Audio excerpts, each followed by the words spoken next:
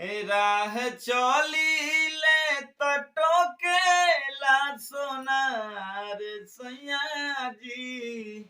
राह चली ले तटो के ला सोनार सैया जी। काहे नथिया गड़वला उधार सैया जी।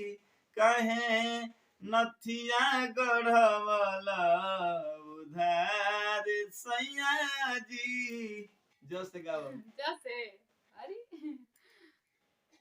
जितना दित बड़ा दुखवा हम सहले नहीं कौन दुख हो कौन? कबो नैयार में रोटी हम बेलले नहीं की। जितना बोलतारा बोलिया हम सुन ले नहीं की। कबो नैयार में रोटी हम